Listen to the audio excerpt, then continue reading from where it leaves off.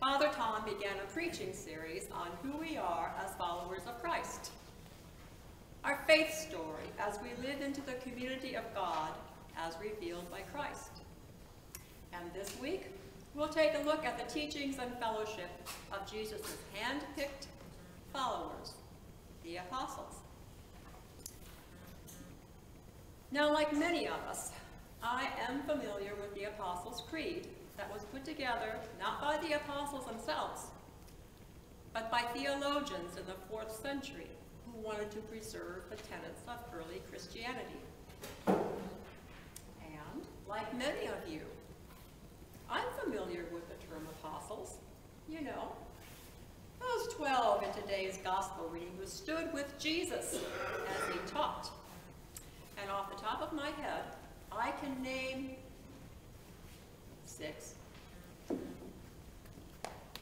that only tells me that not only do I not know who the apostles were, I do not know what they were.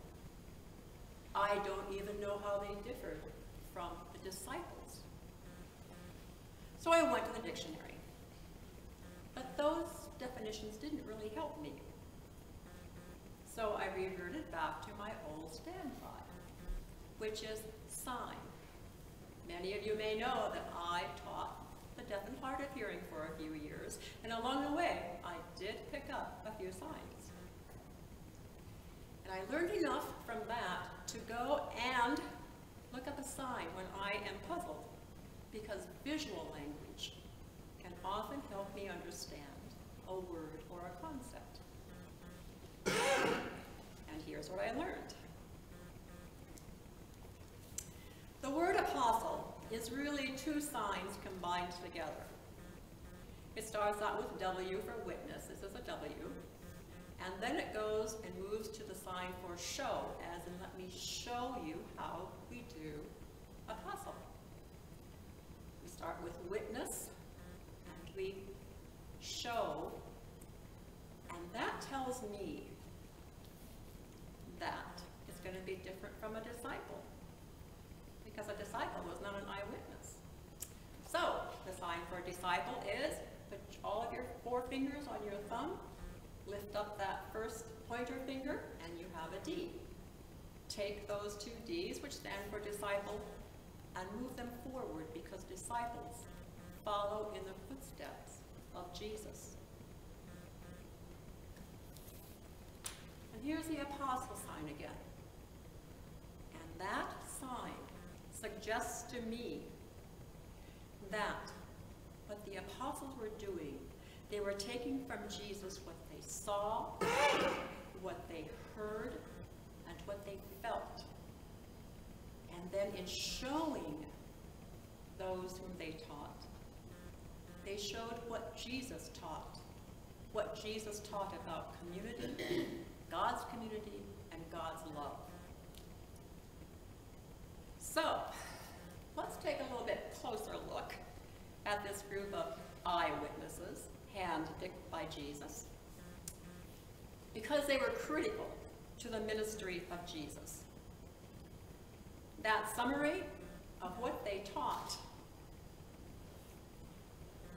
from what they learned from Jesus is what we call the Apostles' Creed. Put together the teachings of the apostles. And that same Apostles' Creed also provides a framework for how we today can live into the values, the morals, and the relationships that were taught by Jesus. So, who are those guys, those people in that very, very diverse group of apostles? Well, there was Peter, there was James, there was Andrew, and then there was Matthew. Matthew, the tax collector. Matthew, the tax collector for the Roman Empire.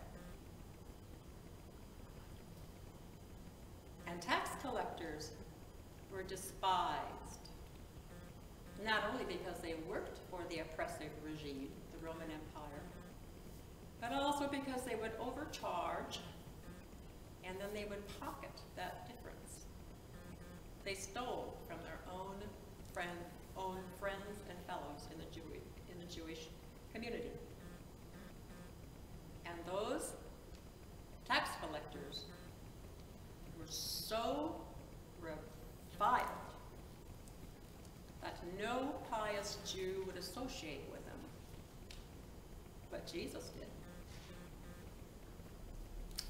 So there's Matthew, and then there is Simon the Zealot.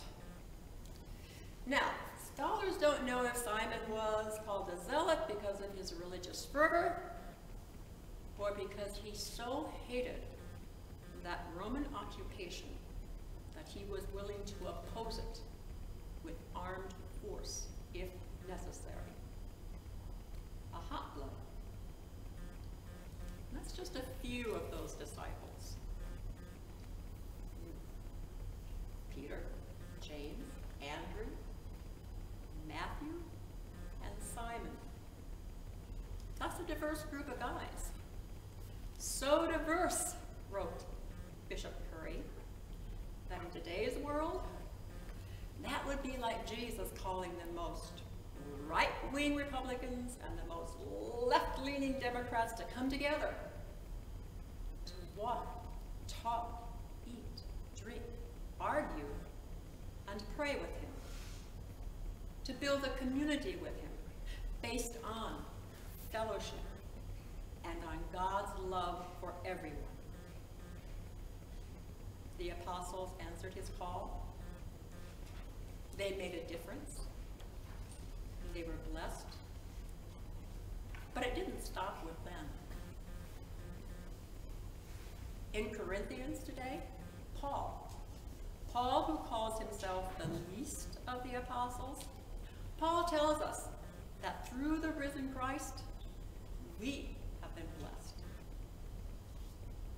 And today's gospel tells us that the community of apostles and followers of Christ, and that's us, we are blessed as we move forward and as we make a difference in the world. Now, I don't think blessed in this sense as used in the gospel means an abundance or an absence. It does not mean an absence of struggle. I think blessed in this sense means that we are blessed as a community that lives in and through the love of God. A community that fights hatred, exclusion, misery, hunger, what we see all around us.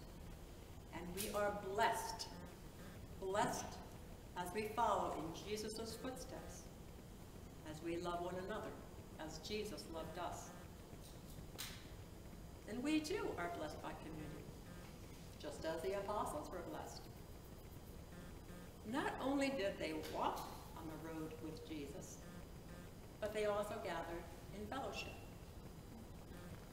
Fellowship to share not only the struggles, but also the stories of the love of Jesus.